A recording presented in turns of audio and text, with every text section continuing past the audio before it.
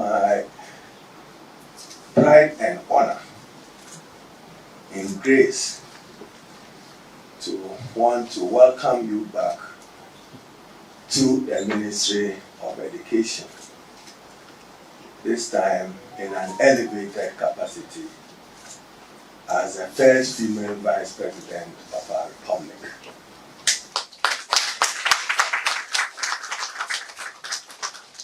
In fact, it is my prayer that God will give you long life and good health, that probably you will be elevated to become the first female president. That Allah grants you that strength. For I've been in cabinet with you at least the first session of the cabinet and the second session of the cabinet. And I can say without fear of contradiction that you remain an unquestioned champion of education and gender rights and gender interests and inclusiveness generally in the pursuit of government policy. So I should have just sung Mami Dindi and then I said to you as you arrive at the Ministry of Education. On the table across the aisle, I see Director Tertiary Education, Director Free Senior High School, Director of Finance, Director General UNESCO, Director General GES, Director General Ghana Library Authority, Director General NASIA, Director General Commission for Tertiary Education, and Director General SENLOS, Deputy Administrator Get Fund, and my own Rural Deputy of Clement Park, supported by our Chief Director. And Excellency, let me also, with some admiration again, a month ago, I was with a team in Sunyani in the Brown Half region. I had been asked to come and launch an initiative that improves science and mathematics education. And in my review of the literature, it was established that it was your thinking, that there were gaps and deficiencies in science and mathematics education. You constituted a committee to review it. I'm happy to report that it's now been formally launched. And some teachers in maths and science across the country are being trained. We intend to revolutionize STEM education with the acquisition of more additional STEM equipment to live your dream that the future is about science, mathematics, and engineering education. I'm also happy to note that we are currently reviewing education curricula for kindergarten to primary 6. And our emphasis is one, we want to introduce electronics, robotics, coding, and AI into the very formative ages of young learners. It is our firm belief, again in your dream, that foundational learning holds the key to educational success generally. And we intend with your support to invest more in foundational learning. The World Bank and our development partners through the Global Partnership for Education have been very generous with some of your thoughtfulness. Only today I got another advice from TTEL, one of the institutions to strengthen, as to us working to avoid gaps in the availability of textbooks as schools gets reopened. We have to make sure that Form 1, Form 2, and to Form 3 do not lack in the reference to literature. At the higher education level that you had the honor to serve our country as Vice Chancellor, again a watershed of the mark at that time, ours is to expand access to higher education.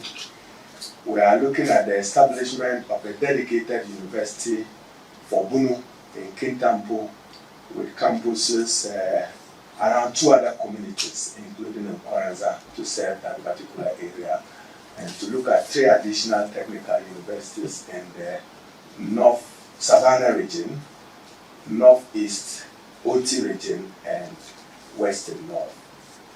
We are looking at some initiative, and I'm sure we'll be happy for you to cut the sword.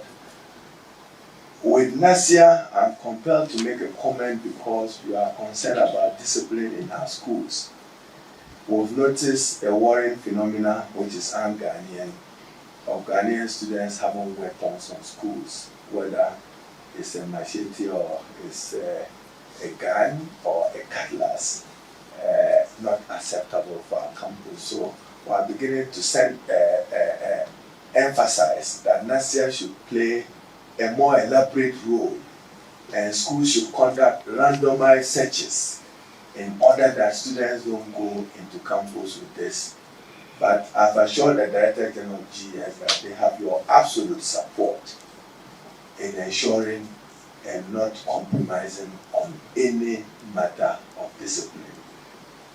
Excellency, I see the representative of the Ghana Student Loan Trust, and probably I'll end on that note once I say Akwaba, that part of the policy blueprints of the government you are supporting President Naana to lead under his recent agenda.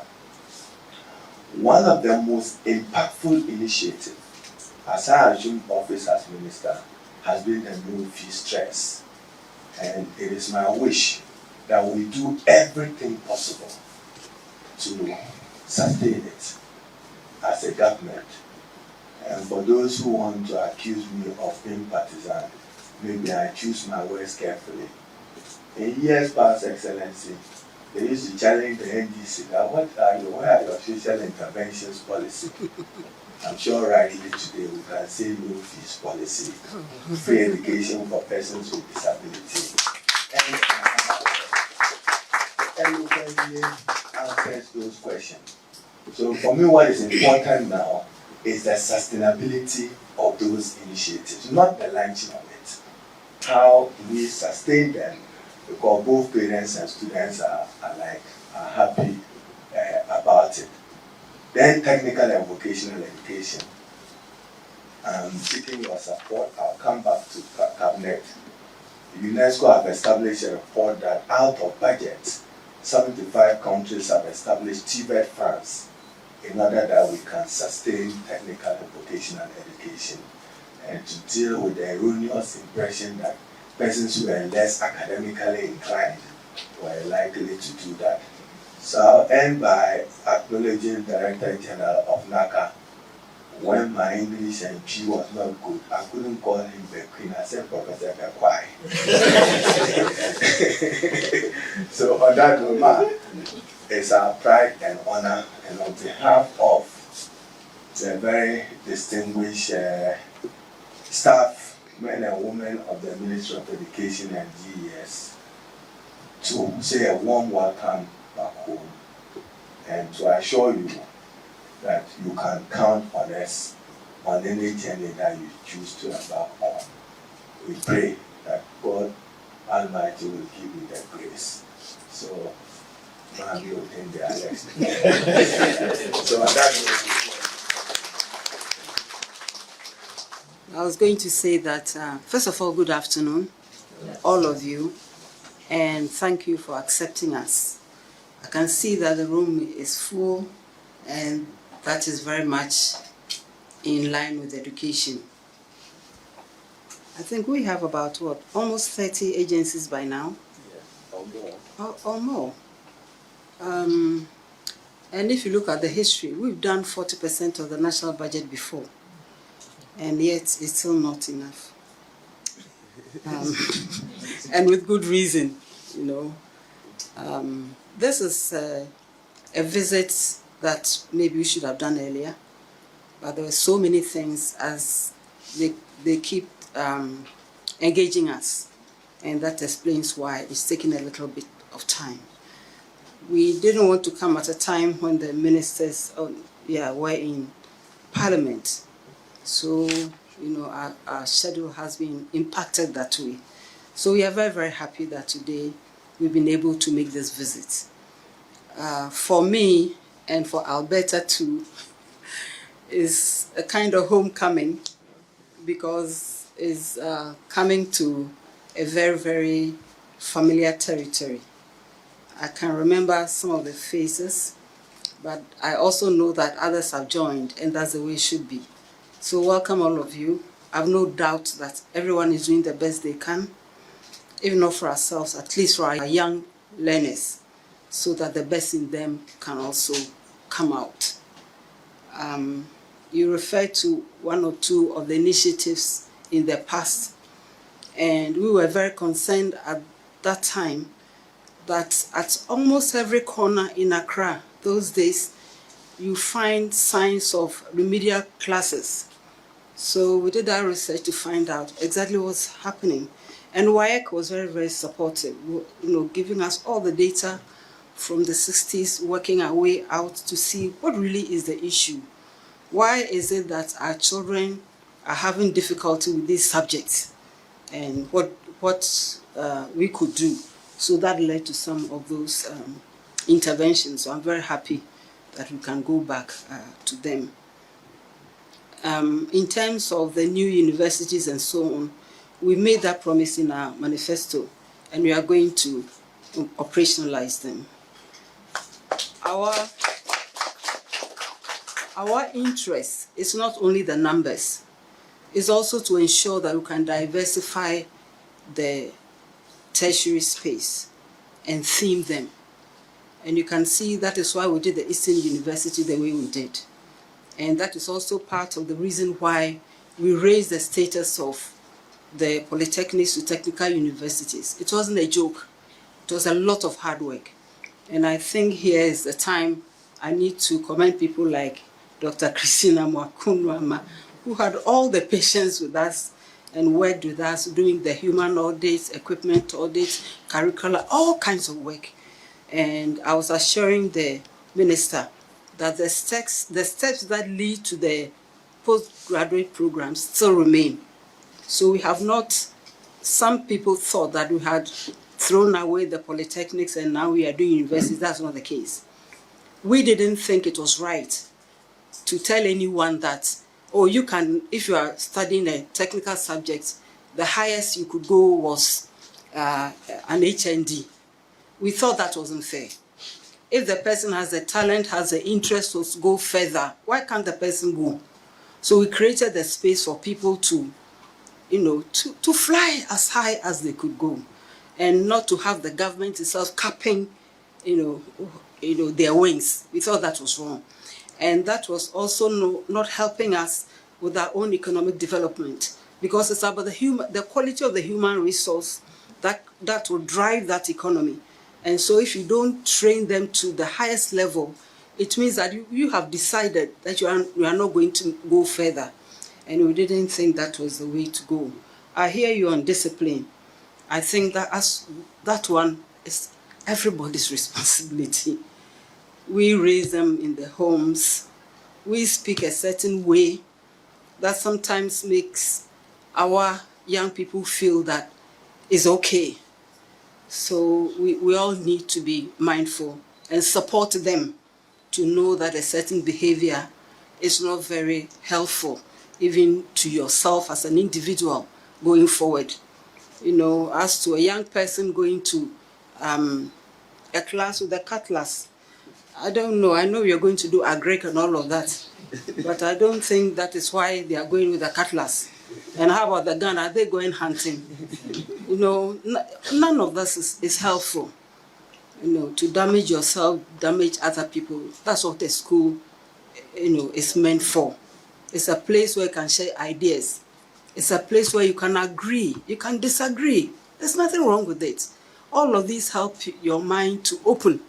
So it's not about force, it's not about yelling, it's not about a loud voice, it's not about brawn. So we need to help them to understand. And we also need to support the teachers. And the teachers themselves also need to be supported in how they can dispense discipline. So there'll be peace and quiet in a learning environment. And yes, we have operationalized the no-fee stress policy, and we are very, very happy about it. And we were also the ones who looked at the student loan plus. We brought in the plus for a good reason. Those of us had a bit of experience and knowing that some students would gain admission all right, but in order to qualify for the student loan, you ought to have registered. And we saw that some would not even have the means to register, let alone qualify. So we created the plus to ensure that if you had your letter of admission, we will support you to register. And I remember those days, I was saying that we'll deduct the money from the loan because we didn't want people to abuse the system. But we never did that. And if you know President Mahama, he's always very compassionate, and he will ensure that if the person already doesn't have even enough money to register, there's a problem. So going to deduct money was neither here nor there. So now if you've gone a step further, and the first year has no stress, there's the Get Fund people, where are they? We are hoping that as we go forward, we'll be able to do proper means testing to support. There are some who need 2-3 times the amount so that people will be properly supported and they can learn in peace. So we are very, very happy about that. In terms of the funding, as I said, we never have enough, we know. And whether we are setting up a fund or not, it's the same pot, isn't it, from which we are going to create the fund. Therefore, we may want to envisage a time where the pot is big, the pie is big. Actually, the pie should be so big that even if you have 10%, it's okay. So as a country and as an economy, we have a lot of work to do. And I have no doubt that all of us will put our hands to the wheel and ensure that we are building a very, very stable country for all of us. And that is where the sustainability hopefully should come in. So I just want to end my comments now. Thank all of you. I know there may be challenges in each of the agencies, but it's very important that we see each in the other. Let us collapse the silos. Let us learn to work together. There's so much talent in almost every agency that we can learn from, we can share. And I want to urge all of us that we learn from each other, we share our expertise, and that way the results are positive for all of us, and that's what matters most. I know you are doing your school placement, and you have all kinds of people besieging, if not your offices, your homes, your phones, and all of them.